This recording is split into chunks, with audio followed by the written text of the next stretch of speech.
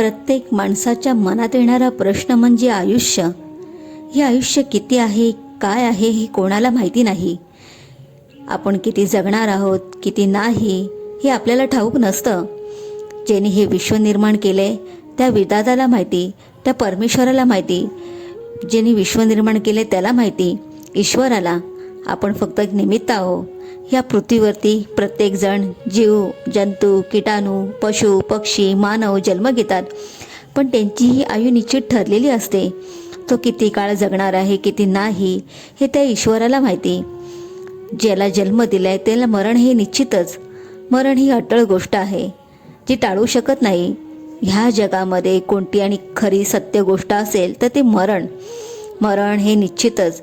ज्याला जन्म दिलाय त्याला मरण हे आहेच. परतीचं तिकीट घेऊनच पाठवलेलं आहे.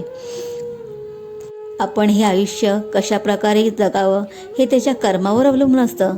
ज्या माणसाचे, ज्या मानवाचे कर्म चांगले तसं त्याचं आयुष्य चांगलं असतं. कर्मावर सगळं अवलंबून असतं. आपण जाताना काही सोबत घेऊन जाणार नाहीत, पण एक गोष्ट मात्र निश्चित सोबत घेऊन जाणार आहोत, ती म्हणजे आपले कर्म. कर्म हे माणसाच्या शेवटपर्यंत सोबत असतात. आपलं हे शरीर हे वस्त्र आहे जे आपण एकदा टाकणार आहोत आणि नवीन वस्त्र परिधान करणार आहोत. त्यावेळी आपल्याला आपले कर्म आपल्याला साथ देतात, सोबत असतात. आपल्याला प्रत्येक गोष्टीचा हिशोब द्यायचा असतो. आपण ह्या पृथ्वीवरती, ह्या भूतलावरती जन्म घेतो तेव्हा आपण आपल्या प्रत्येक गोष्टीचा हिशोब द्यावा लागतो. आपण किती पापं केलेत, किती चांगले कर्म केलेत, किती पुण्य केलेत, हे सगळ्या गोष्टीचा हिशोब आपल्याला विधात्याला, परमेश्वराला द्यायचा असतो. एक छोटंसं उदाहरण सांगते. आपण सुपरमार्केटमध्ये जातो. सुपरमार्केटमध्ये गेल्यावर आपण काय करतो हो? त्या ट्रॉलीमध्ये आपण सगळ्या भरभरून वस्तू भरतो. हे हवं आहे, ते हवं आहे, अमुक तमुक सगळ्या गोष्टी घेतो. आपलं मन जाईल तिथे, आपली जी इच्छा आहे, आपल्याला काय घ्यायचं आहे त्या सगळ्या गोष्टी आपण त्या ट्रॉलीमध्ये भरतो आणि घेतो. आणि कुठे येतो आपण? कॅश काउंटरजवळ येतो ना. त्या कॅश काउंटरजवळ आल्यावर आपल्याला त्या सगळ्या गोष्टीचा हिशोब द्यावा लागतो. जे तुम्ही त्या ट्रॉलीमध्ये सगळ्या वस्तू घेतल्यात त्याचा प्रत्येक गोष्टीचा हिशोब आपण देतो. तसंच आहे हो अगदी. परमेश्वराला पण आपल्याला गेल्यावर सगळ्या गोष्टीचा हिशोब द्यायचा आहे. त्या विधात्याला आपण काय केलं आहे, काय नाही केलं आहे ह्या सगळ्या गोष्टीचा हिशोब आपल्याला त्याला द्यायचंच आहे. आयुष्य छान सुंदर देणं दिलं आहे देवाने.